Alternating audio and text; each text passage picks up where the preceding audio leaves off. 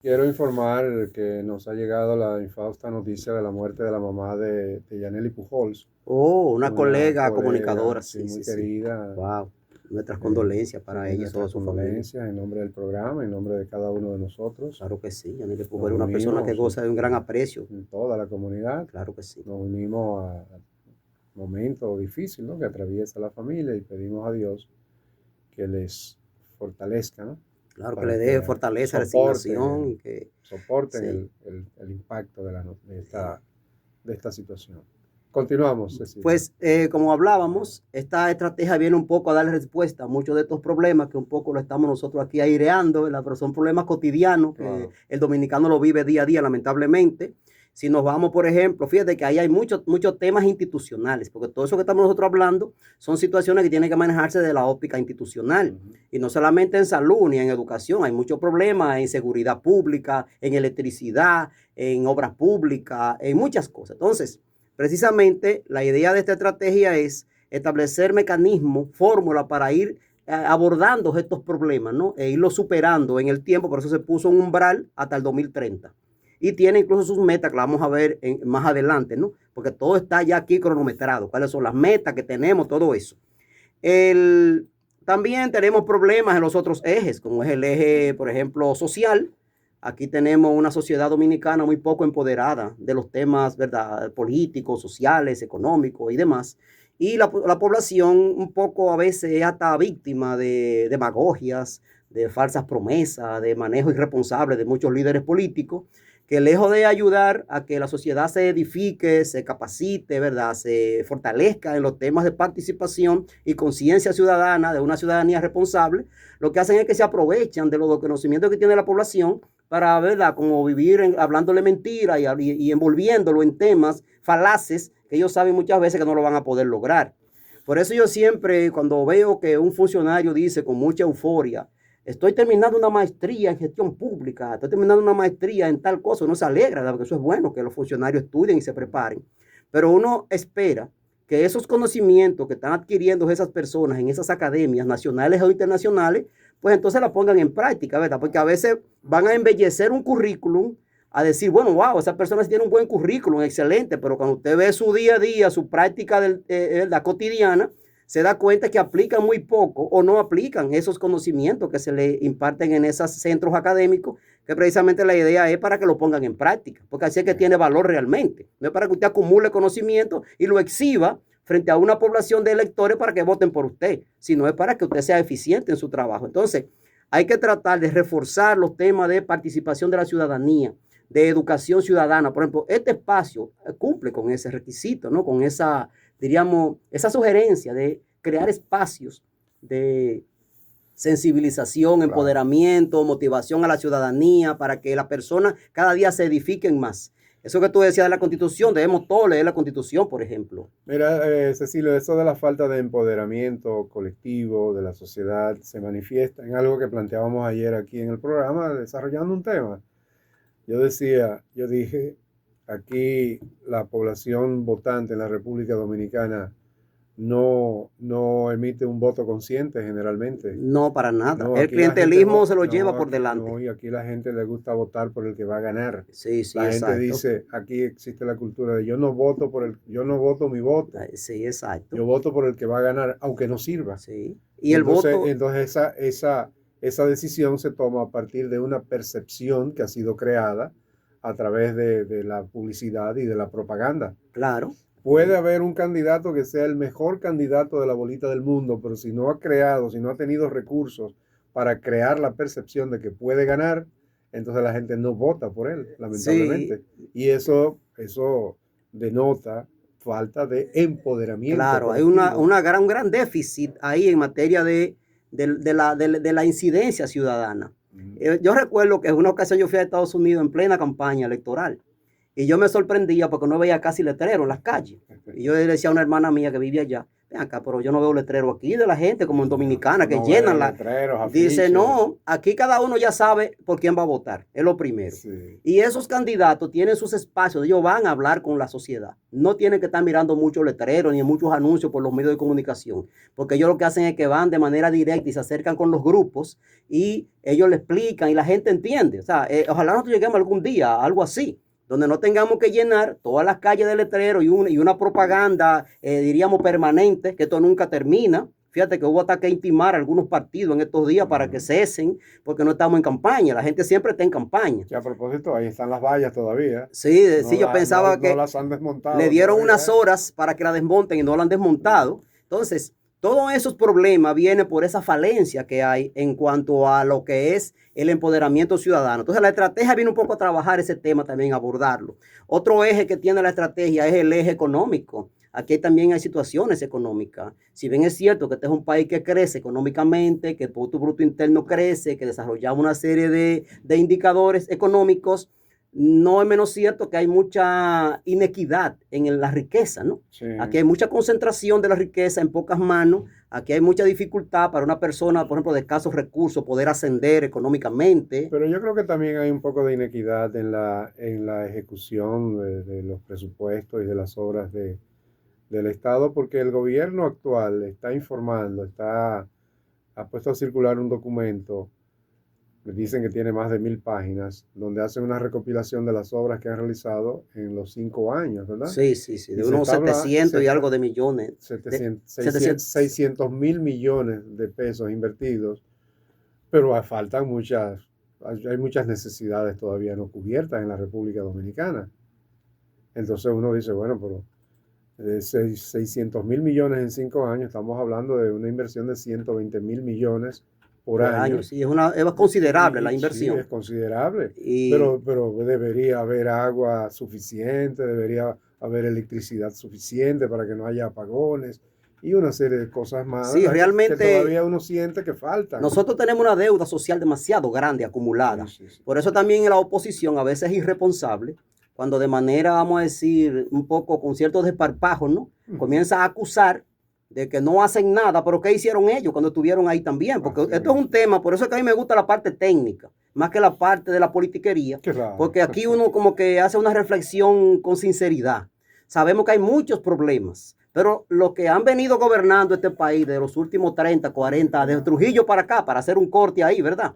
Es muy poco lo que han hecho para saldar esa deuda social. Por eso tenemos tantos problemas de agua potable, de educación, de seguridad pública, de medio ambiente, de muchísimas áreas que hay muchas fallas, muchos desfases, porque los gobiernos no han tenido como ninguno prácticamente una política bien agresiva en ese sentido. Por eso que esta estrategia es muy importante porque le da como ese norte a las instituciones. Y si nos vamos al eje, por ejemplo, del medio ambiente, aquí, si bien es cierto que tenemos una buena capa boscosa, hay muchas instituciones que trabajan temas de reforestación, de manejos ambientales, pero también hay muchos problemas de saneamiento ambiental, muchas cañadas contaminadas. Aquí hay muchos problemas, la gente agrede los parques nacionales, hay mucha insalubridad ambiental. Entonces, ese tema ambiental es muy importante, además de que nosotros somos una isla que estamos expuesta a vulnerabilidad climática y al cambio climático. Entonces, todos esos son temas que hay que abordarlo para tener una sociedad hacia futuro, ¿verdad? Que sea desarrollada y firme, ¿no? Resiliente. Entonces, aunque hay debilidades y necesidades todavía no resueltas, pero yo creo que en medio ambiente se ha avanzado bastante en los últimos años. Sí, sí. Sobre todo, fíjate, aquel programa Quisqueya Verde que se implementó hace unos años ya, eso ayudó mucho al aumento, ¿no? de la capa boscosa sí, de la República Dominicana. Y cuando tú ves una foto aérea de la isla, recuérdate que abarca República Dominicana. Se ve la diferencia. Se ve la diferencia. Se nota bastante la diferencia. Nosotros tenemos un manto verde para orgullo de este país, pero tenemos que cuidar eso, ¿no? Además, tenemos que irnos a la microgestión, porque también aquí tenemos muchas ciudades con cañadas sucias, llenas de basura. La gente tira basura a las cañadas. Tenemos muchas cuencas de ríos que hay que rescatar. Y vemos cómo está el mismo río Iguamo, cómo están todos esos ríos con muchísimos problemas de contaminación. Tenemos una serie de problemas, ¿verdad? En materia ambiental Y además tenemos que ir creando mecanismos de adaptación al cambio climático. Porque, ¿verdad? Nos hemos enfocado mucho en la reforestación y eso está muy bien. Tenemos cerca de un 40% de capa boscosa. Somos un país que exhibimos orgullo en cuanto a eso. Desde Balaguer para acá, eso siempre se ha priorizado, pero hay otras áreas que también hay que trabajarla. Que a propósito de la forestación, Cecilia, en una reunión de trabajo hace unos días, el alcalde Rafael Ortiz informó que tiene como proyecto sembrar 50.000 árboles aquí en San Pedro de Macorís. Y se están sembrando muchos árboles en las calles. Incluso observo que en algunos lugares se están sembrando uno muy cerca del otro, ¿no? Y eso puede en el futuro crear problemas, romper las aceras. Sí, hay que tener cierto cuidado técnico con eso. Pero yo quiero aprovechar para sugerir a la alcaldía de San Pedro de Macorís que en ese programa de forestación masiva no aborden, no impacten solamente las calles, las afuera, sino que también les regalen las plantitas a la gente para que las siembren en los patios. Claro, eso es muy importante. Eso ayuda mucho claro. el tema de la forestación. Porque donde quiera que usted tenga un espacio adecuado, siempre una matita que se le facilite, porque además... Incluso en ese programa de forestación se pueden incluir frutales. Sí, claro. El frutal indudablemente es mucho más atractivo para la familia sembrarlo en el patio que una mata de pino, una mata de... Claro, que no le va a dar un beneficio directo, ¿no? Le va a dar sombra, pero que no le va a dar beneficio. Entonces, además, tú sabes que esos programas lo dirigen expertos, ¿no? Técnicos en foresta, personas que conocen la tipología del terreno. Eso es lo ideal, Cecilio. No siempre. Sí. Eso es lo ideal. Porque yo como ciudadano quizá puedo sembrar un árbol en un lugar inadecuado. Que ese árbol lo que puede hacer es dañarse porque no tiene las condiciones, ese terreno para ese tipo de árbol. Pero los técnicos deben tenerlo, por lo menos en medio ambiente. Puede dañar la infraestructura de calles, aceras. Exactamente. Eso hay que hacerlo con muchos criterios. Claro. O sea, más que una pasión por la foresta, se requieren unos criterios técnicos para no hacer más daño que bien, ¿verdad? Así porque buscando remediar un problema, lo que estamos generando otro problema mayor a veces. Por eso, esta Estrategia Nacional de Desarrollo tiene un lema, ¿no? Como un tema, diríamos, central, que se llama Estrategia Nacional de Desarrollo, un viaje de transformación hacia un país mejor. Esa es como la consigna, ¿no? En el proceso de socialización de esta estrategia, se hicieron consultas, como decíamos ahorita, con diferentes sectores, tanto de la parte rural, con gremios profesionales, con juntas de vecinos, con las iglesias, con las organizaciones políticas, sindicales, empresariales, fundaciones, las instituciones académicas, culturales, deportivas, los municipios, instituciones municipalistas, organismos de cooperación internacional. O sea que fue una consulta muy amplia, por eso tiene tanta legitimidad esta estrategia y es como tan pertinente. Uno se adentra en ella y uno en realidad ve cuán oportuna son los planteamientos que hace esta estrategia. Cecilio, en tu experiencia personal, ya tenemos alrededor de 12 años en ejecución de la ley, de la estrategia que contiene la ley, ¿verdad? Sí. En el 2030 se hará una evaluación, una medición de resultados, ¿verdad? Pero claro. hoy, en el año 2025, ¿hemos avanzado, en tu opinión, en tu visión personal? Yo pienso que hemos avanzado, pero poco. Si me dan del 1 al 10, yo le daría como un 4, más o menos, que hemos avanzado. No llegamos ni a la mitad. No creo que llegamos a la mitad todavía, no. Wow. Porque se han perdido mucho tiempo y recursos. Sí, se ha perdido mucho tiempo, porque a veces hacemos, por ejemplo, y nos vamos a los pactos, ¿no? La estrategia establece 3 pactos, que para nosotros son fundamentales esos pactos. Porque el primero es el pacto por la educación. Sin una educación de calidad, el país no va a llegar a ninguna parte. Eso nadie lo duda, ¿no? Por eso, uno de los elementos que atraviesa la estrategia es un pacto por la educación. Mira lo que decíamos ahorita. Pero el pacto por la educación existe. Ahora, ¿qué resultado? Sí, exactamente, porque es como hemos hecho cosas, pero no le hemos dado como la efectividad y la eficiencia a eso que hemos hecho. Igualmente, el pacto eléctrico, ¿no? Se estableció en la estrategia un pacto eléctrico. El pacto eléctrico también se hizo, pero tenemos muchísimos problemas todavía con ese sector, porque ahí la gobernanza es difícil en esos sectores, porque hay muchos intereses. Y igual hay uno que está pendiente, que es el pacto fiscal. Eso es otro tema, porque aquí ha faltado, diría yo, para esto, empoderamiento ciudadano. Porque, ¿qué pasa? El pacto fiscal, eso es sí o sí, que eso es diríamos, inevitable. Porque si tú no tienes una buena fiscalidad, si tú no tienes un buen sistema de recaudación, unos ingresos que te permitan financiar el desarrollo. Pero le ha faltado coraje a los gobiernos también. Sí, pero también. Como eso puede afectar a la gente y puede afectar los votos en las Sí, eso tiene un costo político. Tiene un costo político, como que le han cogido miedo. Pero a veces el costo viene por dos razones de mi punto de vista. No, ¿verdad? Cualquiera puede tener diferentes puntos de vista. Yo pienso que ha habido poca sensibilización, por lo que decíamos ahorita, de la poca sensibilización a la ciudadanía. La gente ve esto como un incremento de impuestos, no lo ve como algo sano para su desarrollo, porque si yo vivo en un sector, a mí me conviene que el gobierno tenga recursos para que haga carretera, para que hagan puentes, para que haya seguridad pública, para que haya un medio ambiente adecuado, para que haya seguridad, para que haya luz, o sea, agua potable, todo eso que lo hace el gobierno con los recursos que aporta la ciudadanía. Cecilio, pero también la gente tiene la percepción de que los cuartos la gente se los roba, ¿verdad? Y ahí tenemos el ejemplo. Yo creo que esa sería la segunda parte. Ahí tenemos el ejemplo de alguien que pudo haberse robado 13,000 millones y está devolviendo. Por lo menos lo que está en documentos, ¿no? Claro. Pero ¿qué pasa? Que también ese es otro de los escollos que hemos tenido. La gente no confía y por eso la gente se resiste.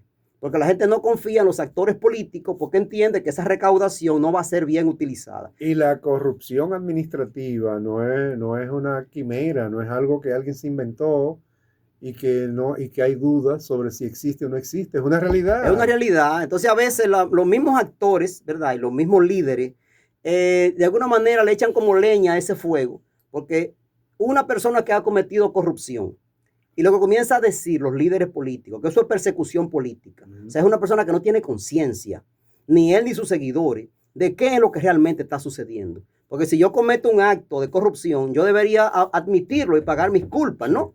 Ahora no, yo digo que no, que yo no soy un corrupto, que es que me están persiguiendo porque yo soy de otro partido. O sea, eso le da a uno una pena, diríamos, social. Porque usted ve que los líderes, que son los que inciden, los que toman decisiones, no asumen una conciencia real en esa situación. Y lo mal parado que queda ante el público, el líder político que dice, están juzgando a mi hermano porque me están persiguiendo a mí. Exacto. Y el hermano se declara culpable o el cuñado se declara culpable. O sea, ¿qué sí, usted puede decir? Yo robé. Claro, y entonces, porque nadie se va a autoinculpar si no es culpable. Si no es verdad. Entonces, claro que no. Todas esas cosas han ido quitándole a la población como la confianza necesaria. Entonces, es necesario que se genere un plan de generarle confianza a la ciudadanía sobre estos procesos para poder hacer un pacto fiscal. Si no, no se va a poder hacer el pacto fiscal. Porque la gente tiene que ver que se va a garantizar una calidad del gasto y que no se va a dispendiar ni se va a dilapidar en actos de corrupción, en una serie de cosas que no es lo que la gente aspira, porque usted se sacrifica, paga sus impuestos, pero usted espera que hagan un uso adecuado de esos recursos, ¿no? De la única manera... Y eso hay que garantizarlo de alguna manera.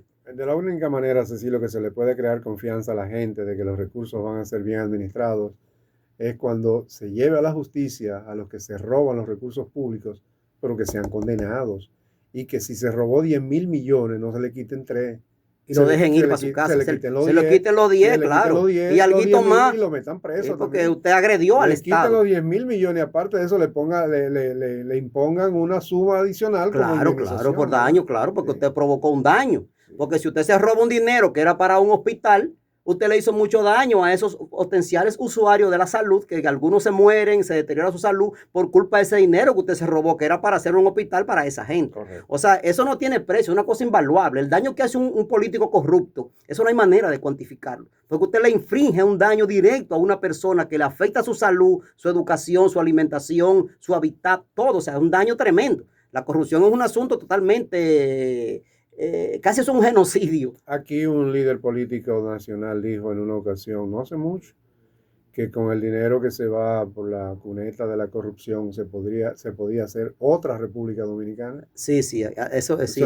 Dio con esa expresión, dio una idea de la cuantía. Sí, de la dimensión. De la dimensión de todo el dinero que se roba a la gente. Claro, eso es un asunto espantoso, ¿no? Y por eso hay que luchar terriblemente contra eso. No importa de qué partido sea. Nadie debe apañar ni debe opacar la corrupción. Aquí entonces llegamos a lo que sería la visión. Esta estrategia tiene una visión de cuál es el país que queremos. Esta visión se socializó, se llevó y se trajo a diferentes escenarios, ¿no? Y este fue el resultado que quedó. Vamos a ver. Dice, República Dominicana es un país próspero, donde las personas viven dignamente, apegadas a valores éticos y en el marco de una democracia participativa que garantice el Estado social y democrático de derecho y promueve la equidad, la igualdad de oportunidades, la justicia social, que gestiona y aprovecha sus recursos para desarrollarse de forma innovadora, sostenible y territorialmente equilibrada e integrada, y se inserta competitivamente en la economía global. Ese es el país que queremos, sí. No es el que tenemos. No, para nada, ese es el que queremos. O sea, hacia allá es que enrumba esta estrategia. Para que estemos claros. O sea, ¿verdad? En el 2030, eso es lo que teníamos que tomar como punto de partida. A propósito de algo que tú comentabas ahorita, hay una comisión realmente que está evaluando la estrategia y se están haciendo ya muchísimos aportes, se está consultando para, antes de que llegue el 30, hacer como unos cohortes de evaluación para entonces hacer un replanteamiento, porque en el 30 habrá que prorrogarla, ¿no? Y pues agregarle quizá 10 o 15 o 20 años más, pero partiendo de los resultados que se obtengan en este primer cohorte hasta el 2030. Entonces, esta es la visión de país que se consensuó y eso es lo que nosotros aspiramos a lograr. Por eso, esta estrategia está enmarcada, como decíamos hace un ratito, en 4 grandes ejes: el eje institucional, el eje social, el eje económico y el eje ambiental. Tiene también 19 objetivos generales, cada eje tiene una serie de objetivos generales, tiene 58 objetivos específicos y tiene 460 líneas estratégicas de acción. Se ve denso el documento, ¿verdad? Porque 460 líneas estratégicas de acción. Pero fíjate que esas líneas estratégicas de acción son realmente las que conectan este documento con las políticas públicas. Por eso son tan importantes, ¿no? O sea, ahí se incluyen las políticas de salud, de educación. Exactamente, sí, porque, por ejemplo, cada eje de esos 4 abarca una serie de áreas. Por ejemplo, el eje institucional, todo lo que tiene que ver con el aparato estatal, tanto a nivel municipal como a nivel del gobierno central, ¿verdad? Y todas sus dependencias. El eje social abarca todos esos temas de salud, educación, agua potable, luz eléctrica, seguridad pública, todo eso. El eje económico, todo el tema que tiene que ver con el desarrollo empresarial y económico en general, la producción y todo esto. Entonces, esas 460 líneas estratégicas están distribuidas entre esos 4 ejes, ¿verdad? Y esos 58 objetivos específicos, porque va como en escala, ¿no? 4 ejes es el primer nivel, ¿no? El primer tramo. De ahí se desprenden 19 objetivos generales. Y de ahí entonces se desprenden 58 objetivos específicos. Y cada objetivo específico puede tener una cantidad N de líneas estratégicas, pero en general, en global, son 460 líneas estratégicas de acción. Entonces, el primer eje estratégico plantea la conformación de un Estado social y democrático de derecho, con instituciones que actúan con ética, transparencia, eficacia, al servicio de una sociedad responsable, oye este detalle, ¿verdad? Y participativa, que garantiza la seguridad y promueve la equidad, la gobernabilidad, la convivencia pacífica y el desarrollo nacional y local. Ese es como el postulado de ese primer eje, que decíamos que es el eje institucional. Ese tipo de sociedad no lo vamos a alcanzar mientras la gente se aglomere en los centros de votación esperando que alguien vaya y le dé 500 pesos y un picapollo para votarse. Así que no, claro que no. Por eso es que hemos cumplido ese no es el tipo de sociedad que queremos, ni es el tipo de sociedad que se plantean los objetivos de la estrategia. Por eso es que nosotros a veces echamos mucha culpa al liderazgo que genera opinión y que genera decisión. Porque esto debió ser una cruzada. Desde ese mismo momento que se aprobó esa ley, debió comenzar todo un movimiento social, político, de todos los niveles, ¿verdad? Promoviendo eso, para que la gente poco a poco vaya entrando en esa dinámica de empoderamiento ciudadano. Lo que pasa es que los líderes tradicionales no les convienen esas cosas, porque la gente se pondría más exigente, ¿verdad? Más, como llaman popularmente, más respondón, porque a la gente lo que les gusta es, al tradicional lo que les gusta es que la gente sea sumiso, ¿no? Y la gente acepte todo como bueno y válido y no cuestione nada. Entonces, desde que usted cuestiona algo, ya usted es una persona conflictiva, es una persona problemática, cuando usted lo que está realmente ejerciendo un derecho de manera sana, como deberíamos hacerlo todos, cualquier situación que estemos enfrentando que sea de daño a la colectividad, todos debemos, ¿verdad?, protestar por eso. ¿Tú te acuerdas que en la República Dominicana cualquier estrategia de campaña electoral de cualquier candidato incluye una acumulación o la gestionarse una determinada o X suma de dinero para el llamado día D? Sí, para la logística, final, ¿no? Para la logística del día Claro. final. Y esa logística incluye regalarle a la gente, darle a la gente una dádiva para que eche el voto. Claro, porque la gente no tiene conciencia de por quién va a votar, sino el que le da más. Pero los líderes no contribuyen a mejorar eso. No. Entonces, porque por los eso, líderes promueven ese tipo de comportamiento. sí, los líderes le sacan capital a esa debilidad social, no sabiendo que es un poco estamos como afilando cuchillos para nuestra propia garganta, porque una sociedad que no está formada, que no está edificada, es lo que luego se presta a situaciones como hemos visto en otros países que lamentablemente se han deteriorado su sistema democrático, y vemos cómo esa misma gente sale corriendo, de verdad, después que vienen esos falsos mesías a estarle ofreciendo el cielo y la tierra, y comienzan a manipular a la gente con ese populismo barato. La sociedad, como no tiene una edificación con cierto nivel de solidez, pues se deja engatusar de estos pseudos líderes y termina, ¿verdad?, envuelto en una situación de conflicto y problemas que uno no quisiera que jamás llegue aquí a la República Dominicana. Además, el que recibe una dádiva para votar por un determinado candidato, ¿qué calidad moral tiene para exigirle luego a ese funcionario ya electo que cumpla con las promesas de campaña? Claro, porque es lo más que va a decir, mira, yo te pagué a ti. Ya tú no tienes que reclamarme nada, confórmate con lo que te di. Ya, si lo que te di fue un picapollo y 500 pesos. Y tú lo aceptaste. Confórmate con eso. Ya eso es tu paga, no me critiques y quédate ahí hasta la próxima, que te voy a dar 500 pesos más y otro pipollo en los próximos 4 años, ¿verdad? Entonces, diríamos que los elementos fundamentales que sostienen este eje es una administración pública eficiente, transparente y orientada a resultados. Lo que decíamos ahorita, la salud, la educación, todo debe estar orientado a resultados. Y hay que crear mecanismos, instrumentos, fórmulas para medir el resultado, el desempeño de todo el que ocupa una función pública. El imperio de la ley y la seguridad ciudadana. O sea, son, diríamos, como los elementos fundamentales de este eje. Democracia participativa y ciudadanía responsable. O sea, garantizar que la gente participe en los diferentes espacios para que sea una democracia participativa. Porque aquí tenemos un modelo dual. El modelo nuestro es democracia representativa y participativa. Pero ¿qué pasa? Que le hemos dado más énfasis al aspecto de representación que al aspecto de participación. Correcto. Porque yo, por ejemplo, me postulo, qué sé yo, como un diputado o un alcalde, cualquier posición de elección, y yo voy a representar, ¿verdad?, ese conglomerado que vota por mí, o a través de un partido, diríamos que es la plataforma, es el vehículo. Luego yo, cuando llego a esa posición, yo hago como de que estoy representando a esos grupos que me eligieron, ¿no?, para que yo los represente. Ahora, eso nunca ha sido suficiente.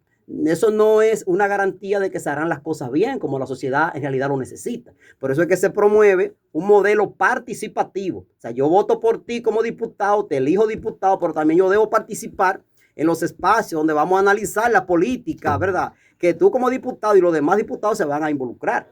Entonces, hay que promover lo que es una democracia participativa, no solamente representativa. Mira, tú estás de espalda del reloj, ¿verdad? Sí, ¿verdad? Para mí el reloj no existe, ¿no? Y no te estabas dando cuenta de que ya llegamos al final del programa. Pues podríamos terminar ya con este eje y seguimos los próximos, ¿no? Este eje termina con la seguridad y convivencia pacífica. Ese es el eje número 1 de la estrategia. En el país que queremos un país donde los médicos lleven a sus hijos al hospital público y donde los directores de las escuelas lleven a sus hijos a las escuelas públicas. Claro y no que a los sí. colegios privados. Exactamente. Ese sería el ideal.